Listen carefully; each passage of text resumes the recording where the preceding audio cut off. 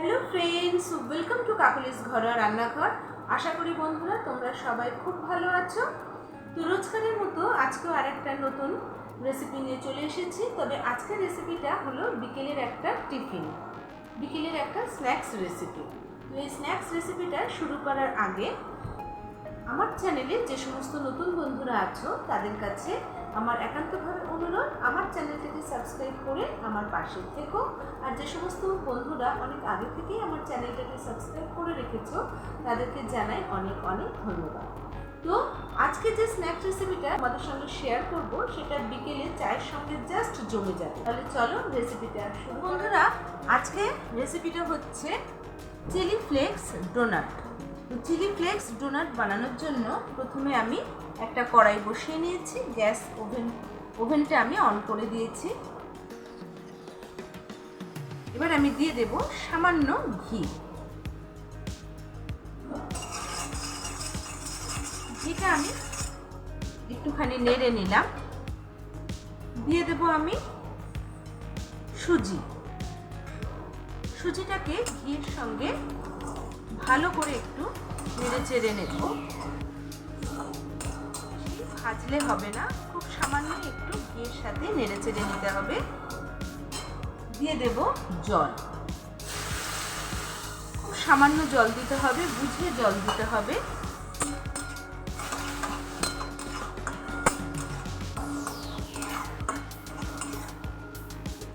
সুজিটাকে নরম করার জন্য যতটুকু জলের প্রয়োজন বুঝে বুঝে সেটা দিতে হবে। তো দেখো, আমি একটা ডো বানিয়ে নিয়েছি। দেখো, সুজিটাকে আমি ঠান্ডা হতে রেখেছিলাম, তো মোটামুটি ঠান্ডা হয়ে গেছে। এখন আমি এর মধ্যে দিয়ে দেব আলু, সেদ্ধ করে রাখা আলু, দিয়ে দেব লবণ। তো সমস্ত উপকরণগুলো আমি খুব ভালো করে একটু মেখে নেব। তোমরা চাইলে এখন রিফাইন তেল দিতে পারো, কিন্তু আমি এখন এখানে দিয়ে দেব ঘি। খুব সামান্য ঘি আমি দিয়ে নেব।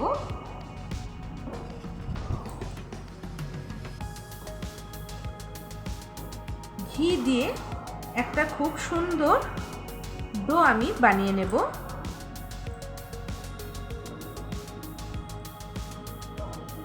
যেহেতু আমার ডোনাটটা চিলি ফ্লেক্স ডোনাট, তাই আমি এই সময় দিয়ে দেব চিলি ফ্লেক্স।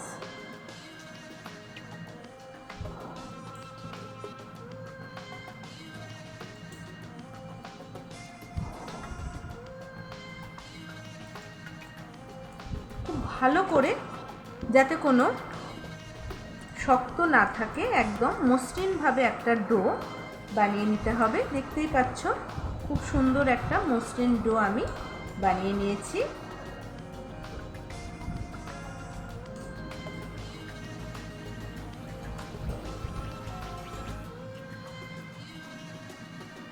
এবার এর থেকে ছোট ছোট করে এইরকম সাইজের লেচি নিয়ে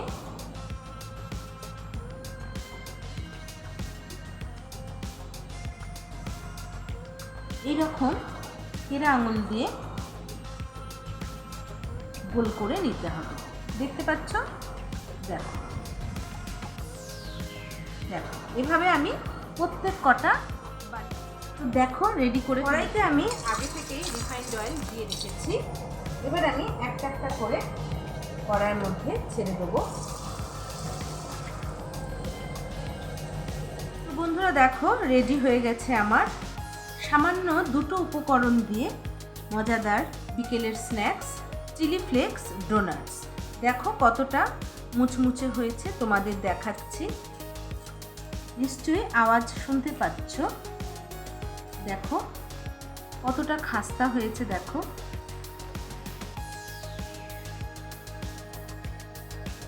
টমেটো সসের সঙ্গে তোমরা এটা সার্ভ করতে পারো।